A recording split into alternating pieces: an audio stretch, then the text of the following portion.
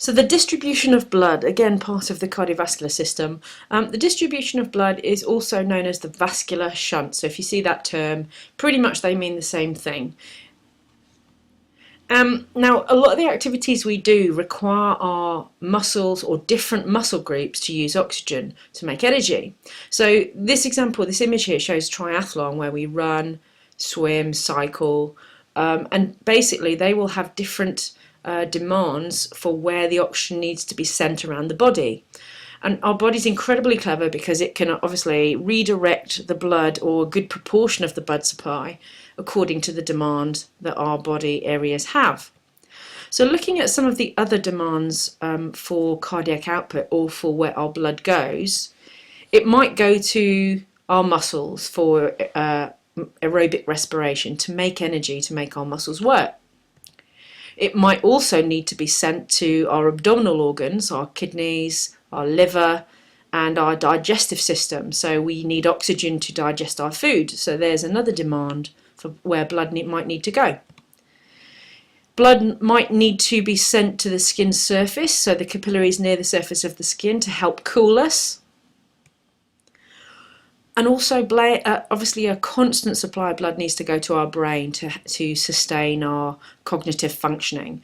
So there are different possibilities for where our blood might need to be sent depending on what's going on. Now, there are important factors, 3 important factors in terms of how we control where we distribute our cardiac output, where we distribute the blood around our body. The first factor is that the vascular shunt, or the distribution of blood, is controlled by the autonomic nervous system. You don't consciously tell your blood to go to your leg muscles or your arm muscles or to your digestive system. You very cleverly have this unconscious nervous system that controls that mechanism for you. Now, the specific control centre is called the vasomotor control centre, and that is based in the medulla oblongata, as all the control centres are. And it's part of the sympathetic nervous system. So if you remember, our autonomic nervous system has 2 branches, the sympathetic and the parasympathetic. So specifically looking at how we control distribution of blood, it's the vasomotor control centre and part of this unconscious nervous system. You can see an image there. So here's the vasomotor control centre in the medulla oblongata, and it will send impulses to your blood vessels to make them dilate or constrict. Vasodilation, basically they'll relax and widen and allow blood to flow through, or they'll vasoconstrict and narrow and reduce flow throughing. So the first factor was the fact that the autonomic nervous system and the vasomotor control centre control where the blood goes. The second factor are precapillary sphincters, which we've addressed in a previous video. These are basically a ring of muscle which is before a capillary bed.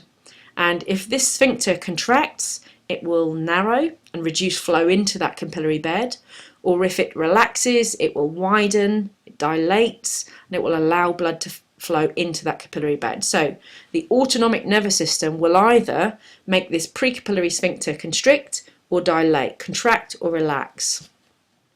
And the same principle applies to the third factor that's involved in controlling where blood flows or where it doesn't. Arterioles.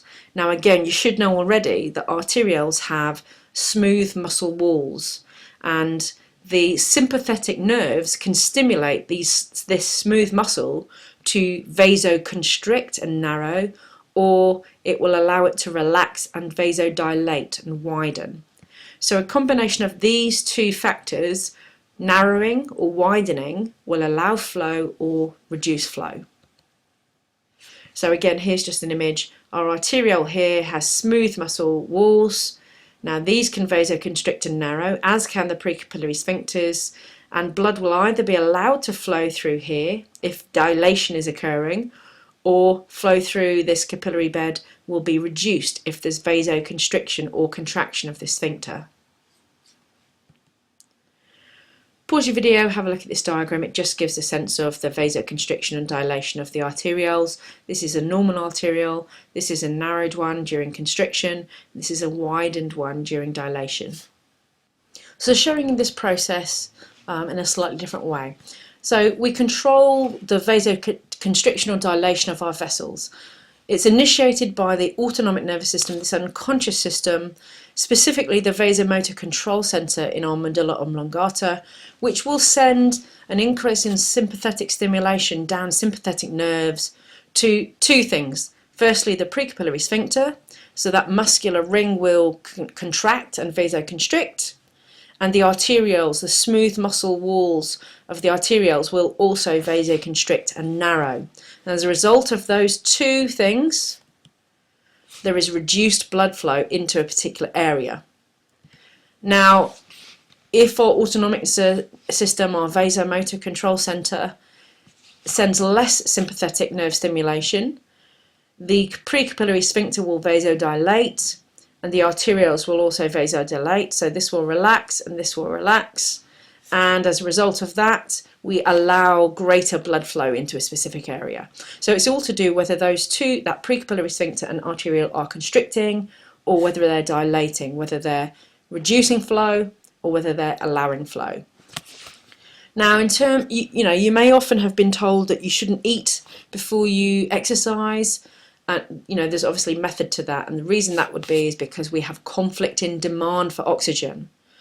We essentially want to shunt our blood or send our blood to our muscles if we're exercising, or we want to send it to our organs and our digestive system if we're digesting. If we're trying to do both at the same thing because perhaps we've eaten too soon before we exercise, we've got conflict, and either more blood will be shunted to our organs and our digestive system, in which case less will go to our muscles and we might not perform very well, we might feel very sluggish, or oxygen will be sent in our blood, will be shunted to our muscles for performance, but our digestive system and our other organs aren't getting the oxygen they need, and we might have undigested food, in which case we might feel nauseous. So the vascular shunt basically describes whether we send or shunt blood to one place or the other, and how we control that by our autonomic nervous system.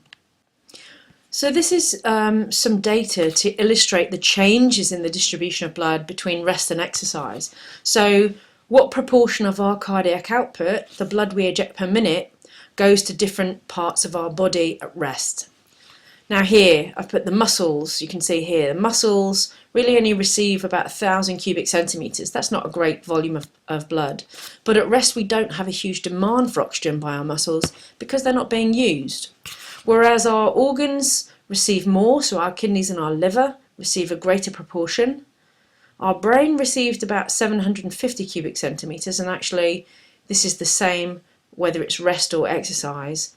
And our coronary vessels, so these are the vessels that provide the heart with oxygen, they have only about 250 cubic centimetres, which isn't a great deal.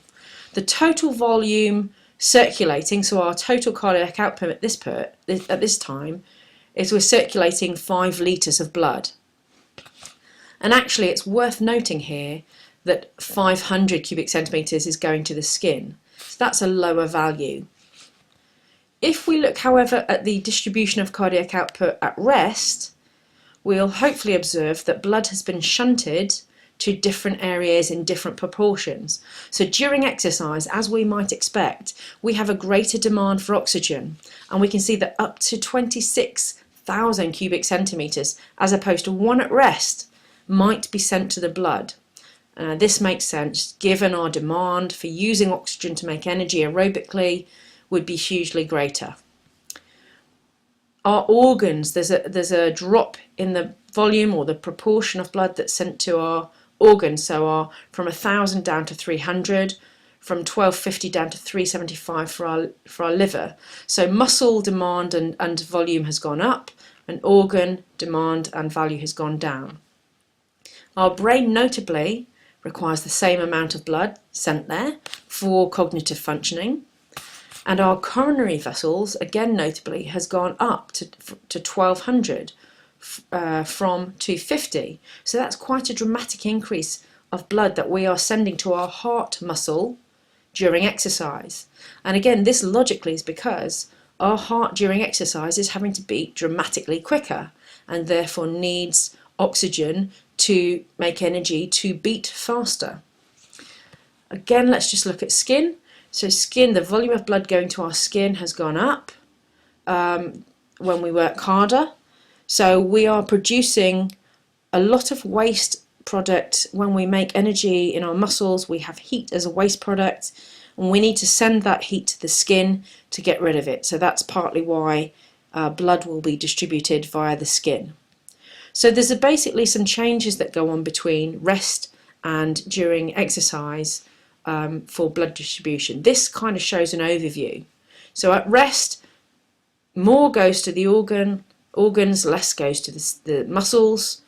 As we exercise, more goes to the muscles, less goes to the other organs. So this is the redistribution of cardiac output via the vascular shunt mechanism, how we send our blood to different places based on our control of or where blood goes, the autonomic nervous system, the precapillary sphincter, and the arterioles doing their job.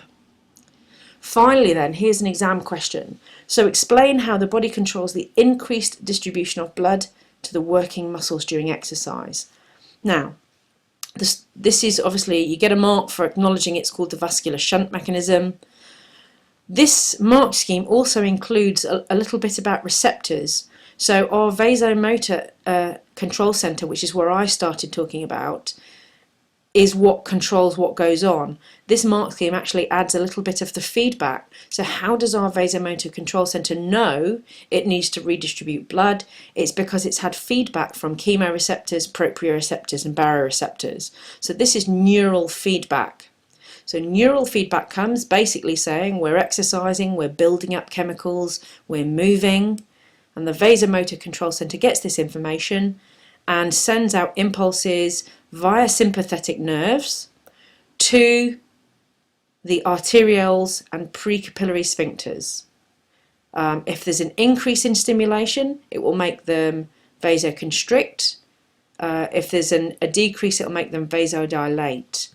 And obviously, if we want blood to go to our muscles, there'll be vasodilation of the arterioles and the precapillary sphincter will relax. If we want to stop blood flow going to our organs, there'll be vasoconstriction to the organs and the precapillary sphincter will constrict and reduce flow. And that's pretty much the whole story of the vascular shunt mechanism. If this were in recovery, and let's say we'd finished exercise, the reverse would be occurring. Our receptors would be detecting a drop in chemicals or a reduction in movement, and we would send impulses to the arterioles and precapillary sphincters towards our organs to dilate and our muscles to constrict, so that we sent blood back to the abdominal organs.